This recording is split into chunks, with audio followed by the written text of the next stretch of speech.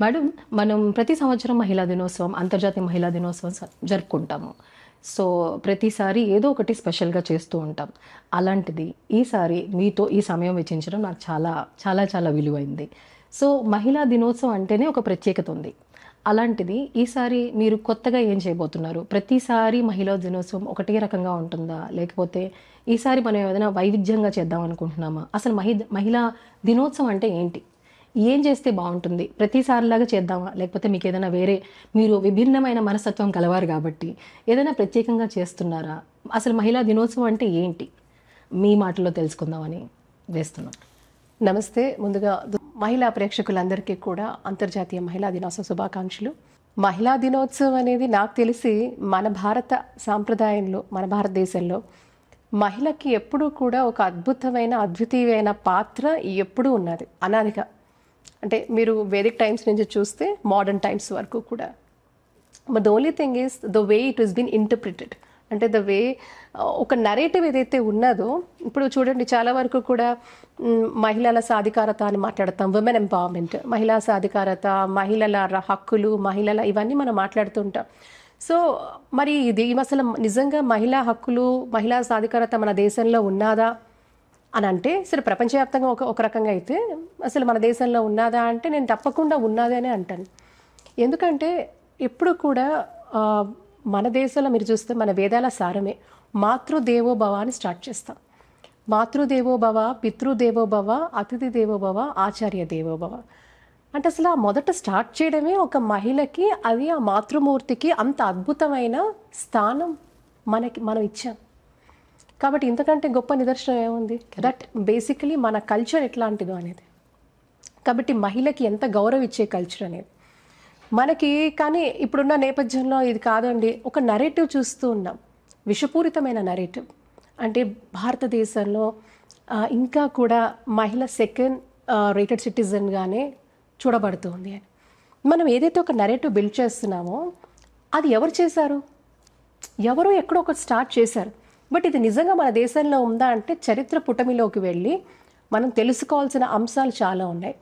మనం గట్టిగా మాట్లాడితే మొన్న చదివిందే గుర్తుకోలేని పరిస్థితి చాలా మందికి ఉంది. కానీ చరిత్ర కొన్ని వందల వేల సంవత్సరాల కిందట ఎలా ఉండింది మన వ్యవస్థ అనే ఆ పరిశోధనాత్మకమైన అంశాలు మనం ఎప్పుడు కూడా దృష్టి పెట్టాం అసలు. కానీ మీరు చూస్తే మరి ఇదే ప్రీవేదిక్ టైమ్స్లో చాలామంది మహిళా మనులు, దేవర్ నాలెడ్జబుల్, వాళ్ళలో అమితమైన జ్ఞాన సంపద, ఆలోచించే శక్తి, ఆచరించే శక్తి, కేవలం ఆలోచనే కాదు, ఆలోచనించి ఆచరించే శక్తి వాళ్ళకి ఆ రోజు నుంచి ఉన్నారు. ఇప్పుడు కాదు, they were totally evolved, empowered women. మరి అప్పట్లో రామాయణం కూడా రామాయణం రాశారు. కరెక్ట్ కదా, లోపముద్ర. సో ఇలా మనం చెప్పుకుంటూ పోతే ఎంత హైలీ నాలెడ్జబుల్, హైలీ విజ్డమ్ ఉన్నవాళ్ళు, అద్భుతమైన స్కాలర్స్ మహిళల్లో ఉండేవారు. ఆఖరికి ఆదిగురు శంకరాచార్యులను కూడా ఛాలెంజ్ చేసిన మహిళ ఉన్నారు. కాబట్టి అంటే అంతటి నాలెడ్జ్, విజ్డమ్తో. కాబట్టి ఎవరు చెప్పాడు ఎంపవర్డ్ లేరు ఉమెన్ అని? ఈ దేశంలో మహిళకు అది ఉండింది. సరే, ఇంకొకటి ఏంటంటే అప్పుడే కాదు, దానికి సరే మనం రీసెంట్గా మాట్లాడుకుందాం. ఒక ఫ్యూ ఇయర్స్ వెనక్కి వెళ్ళి, ఒక 100-200 సంవత్సరాలు మన భారతదేశ ఇండిపెండెన్స్ స్ట్రగుల్లో కూడా ఎంతోమంది మహిళా మనులు, ఎంతోమంది ఆడపిల్లలు మన దేశ స్వాతంత్రంలో కూడా, వాళ్ళ ఉద్యమంలో కూడా పెద్దపీట వేశారు, పెద్ద భాగస్వామ్యం తీసుకున్నారు. చిన్నపిల్లలు కూడా, ఆడపిల్లలు కూడా. నేను చెప్తుంది కేవలం దేశం నలుమూలల. ఇప్పుడు ఉత్తరీశాన రాష్ట్రాలైన అస్సాం రాష్ట్రం తీసుకుంటే ఒక అమ్మాయి, 13 ఏళ్ళు ఉంటాయి అమ్మాయికి, అస్సామీస్ అమ్మాయి. ఆ అమ్మాయి దేశ జెండాని పట్టుకుంటాను అన్నందుకు బ్రిటిష్ వాళ్ళు కాల్చి చంపేశారు ఆ అమ్మాయిని. చిన్నపిల్లగా మరి, అంటే 12 ఏళ్ళు 13 ఏళ్ళ ఆడపిల్లలు అంటే చిన్నపిల్లే కదా. అంటే నరాన్న మన దేశంలో ఉన్న ఆ నారీ శక్తి ఆడపిల్లలకి, ఆడవాళ్ళకి కూడా అంత అమితంగా వాళ్ళు, they are very strong, both mentally also. So అలాగా ఈవెన్ ఫిజికలీ. ఎందుకు ఫిజికలీ అంటున్నానంటే, ఎన్నో రాజ్యాలు వచ్చి వెళ్ళిపోయి ఈరోజు మనం ప్రజాస్వామ్య దీంట్లో ఉన్నాం. కానీ అప్పట్లో శత్రువులను ముట్టడించేందుకు మనకు మన తెలంగాణ తీసుకుందాం. కాకతీయులు నిజంగా కూడా కాకతీయ ఘన చరిత్రలో నిజంగా కూడా ఎప్పుడు ఆ చంద్రార్కం అంటారు కదా, ఆ చంద్ర తారార్కం కూడా మర్చిపోలేని మహనీయురాలు రుద్రమ్మదేవి. మరి ఎంత వీరోచితంగా పోరాటం చేసింది, శత్రువులను ఎట్లా సంహరించింది, తన రాజ్యాన్ని తన ప్రజల్ని కన్న బిడ్డల్లా ఎలా కాపాడుకుంది. ఇది కాదా ఎంపవర్మెంట్? సో ఎంపవర్మెంట్ ఎప్పుడు ఉన్నదండి. నేనేమంటానంటే అది ఎప్పుడు మనము గుర్తు చేసుకోవడం మర్చిపోయాం, ఆ గాథలు వినడం మర్చిపోయాం. అది విన్నప్పుడు మనలో కూడా ఆ శక్తి మనలో అది ప్రేరేపిస్తుంది. అయ్యో మనం అందులో 1% ఉన్నా కూడా ఈరోజు వీఆర్ సంథింగ్ డిఫరెంట్. సో మనము చరిత్రలో ఈ దేశంలో ఎంత అద్భుతంగా ఇలాంటి మహిళామణులు ఉన్నారు, వచ్చారు. వాళ్ళు చిరస్థాయిగా, వాళ్ళు ఫిజికల్గా లేకపోయినా వాళ్ళు చేసిన పనులు సంస్కరణల ద్వారా చిరస్థాయిగా ప్రతి మహిళ, ప్రతి భారతీయుల్లో వాళ్ళు నిలిచిపోయారు, మరీ ముఖ్యంగా మహిళలలో. కానీ మనం గుర్తు చేసుకుంటున్నామా? ప్రతిసారి కూడా మనము హక్కులు అని హక్కుల గురించి మనం ఎందుకు ఇంకా పోరాటం చేయాలి? ఇది మన హక్కు అన్నప్పుడు మనం దాన్ని we have to grab it. ఇప్పుడు ఆకాశాల్లో సగం అక్కడ సగం అంటారు, చెప్పడానికేనా?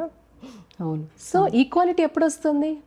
ఇప్పుడు కూడా 2025 ప్రతి ఇయర్ మనకి ఒక థీమ్ తీసుకొస్తారు UN వాళ్ళు. ఈ ఇయర్ మహిళా దినోత్సవం థీమ్ కూడా యాక్సిలరేట్ యాక్షన్. అంటే ఏంటి యాక్సిలరేట్ యాక్షన్? ఏంటి? ఈ వెదర్ సంస్థలు, మనుషులు అందరూ కూడా ఈక్వాలిటీ వైపు అడుగులు వేయడానికి, మహిళా సాధికారత వైపు అడుగులు వేయడానికి, దాన్ని సాధించుకోవడానికి, సాధికారం తెచ్చుకోవడానికి, ఇవన్నిటికీ కూడా ఈ థీమ్తో ముందుకెళ్తున్నారు. బట్ మనము మన ఇండియన్ సొసైటీ ఆల్రెడీ ఇవన్నీ ఒకప్పుడు చేసున్నాం. దాన్ని మనం ఎక్కడో విస్మరించాం, ఎక్కడో ఒక గ్యాప్ క్రియేట్ అయింది. ఎప్పుడైతే నేను అదే అంటాను, మనం ఇవన్నీ కాదు, మన చరిత్రలో మన దేశానికి సంబంధించి ఎంత అద్భుతమైన మహిళామణులు, వాళ్ళ జీవిత చరిత్ర ప్రతి మహిళ చదివితే అంతకంటే ఇంకొక ఇది ఉండదండి. ఖచ్చితంగా చదవమంటాను. ఎస్పెషల్లీ గ్రోయింగ్ గర్ల్స్, అడోన్సెంట్ గర్ల్స్, పెరుగుతున్న ఆడపిల్లలు ఉంటారు చూసారా, వాళ్ళు ఖచ్చితంగా చదవాలి. అప్పుడు ఏంటంటే అబ్బా ఇంత అద్భుతమైన మహిళలు ఉన్నారా మన దేశంలో, ఇంత వీరోచితంగా పోరాటం చేశారా జస్టిస్ కోసం, ఈక్వాలిటీ కోసం, and many aspects in life. So వీళ్ళంతా మనకు ఆదర్శమే కదా. ఈరోజు మనము ఆ గ్యాప్ని బ్రిడ్జ్ చేయాలి. అన్నిటికంటే ముందు ఈరోజు నేను చెప్పేది, ఎప్పుడూ పోరాటాలు జరుగుతూనే ఉంటాయి. అంటే యాటిట్యూడ్ మారినంత కాలం ఎన్ని చేసినా ఎటువంటి మార్పు ఉండదు. ముందు you have to realise that you are a most unique person. మనం అందరం unique, we are wonderful, we are dynamic, we are visionaries, so we are capable. So మనలో ఇంత శక్తి ఉంది, దాన్ని కన్స్ట్రక్టివ్గా, ప్రొడక్టివ్గా, ఆత్మవిశ్వాసంతో గనక మనం అడుగులు వేస్తే ప్రతి మహిళ కూడా అయ్యో నాకు ఇది లేదు అది లేదు అని కాకుండా మీ ట్రూ పొటెన్షియల్ని గనక మీరు ఒక్కసారి ఇంట్రాస్పెక్ట్ చేసుకొని మీ ట్రూ పొటెన్షియల్ని గనక బయటకు తీసుకొస్తే, ఆ ప్రయత్నం చేస్తే తప్పకుండా కూడా ఎంపవర్మెంట్ దిశలో అడుగులు వేస్తున్నట్టే. ఎంత చేసినా నేను ఇంతే అనుకుంటే అక్కడే ఉండిపోతారు, ఎక్కడేసిన గొంగులు అక్కడే ఉంటుంది. సో అన్నిటికంటే ఇంపార్టెంట్, సంవత్సరాలు వెళ్ళిపోతూ ఉంటాయి, కొత్త కొత్త థీమ్స్ వస్తూనే ఉంటాయి. బట్ దానికి అన్నిటికీ మూలం ఏంటి అంటే మీ యాటిట్యూడ్, మీ అవుట్లుక్ మారినంత కాలం మనం ఇలాగే ఉంటాం. మనము ప్రతిసారి మాకు హక్కులు ఇవ్వండి అని అడుగుతూ ఉంటాం. ఎందుకు అడగాలి అంటాను, మన హక్కు అన్నప్పుడు ఈరోజు మీరు చూడండి, మన దేశంలోనే 50% మన మహిళా జనాభా. మహిళలు బయటికి వచ్చి ఓటేసేవారు ఎంతమంది? ఇప్పుడు మహిళా సాధికారత రావాలి, మహిళలకు న్యాయం జరగాలి, మహిళా హక్కులు సాకారం కావాలి. మరి మహిళలకు సంబంధించి ఆ రిప్రజెంటేషన్ పొలిటికల్గా ఉంటుందా? ఎందుకు పొలిటికల్గా ఉండాలి అంటే వాళ్ళు అలా ఉన్నప్పుడే పాలసీస్ రూపంలో మీకు బయటకు వస్తే, కార్యాచరణ రూపంలో. కరెక్ట్. ఇప్పుడు ఏదైనా ఒక చట్టం తీసుకురావాలి, చట్టాలు చాలా ఉన్నాయి, ఒక చట్టం తీసుకురావాలి, లేకపోతే ఒక కార్యాచరణతో ముందుకు వెళ్ళాలి. Until and unless there is a పాలసీలు ఎప్పుడు వస్తాయి? అధిక శాతం జనాభా దాన్ని కోరుకున్నప్పుడు అవి ఆ రూపంలో బయటకు వస్తాయి, అప్పుడే సాకారం అయ్యే అవకాశం ఉంటుంది. మరి అలాంటి దృక్పథ కోణంలో మహిళలు అడుగులేస్తున్నారా? అసలు మహిళల గురించి అంటే అంటే క్షేత్రస్థాయి నుంచి పై స్థాయి వరకు ఇది మనం ఆలోచించాల్సిన అంశం. సో ఇవన్నీ కూడా ఎందుకు చెప్తున్నానంటే ఇవన్నీ ఇంటర్లింక్డ్. ఎప్పుడైతే when we realise that vote అనేది ఎంత పెద్ద పవర్ఫుల్ టూల్ మన హక్కులను సాకారం చేసుకునేందుకు, అప్పుడు అందుకే మహిళలు పెద్ద ఎత్తున బయటకు వచ్చి వాళ్ళు గనక అడుగులు వేసి ఇది మాకు కావాలి, మాకు సంబంధించిన విషయాలు సాకారం అవ్వాలి అంటే ఒక ప్రాపర్ ఉమెన్ రిప్రజెంటేషన్ ఉంటేనే తద్వారా మాకు జరుగుతాయి. కరెక్ట్.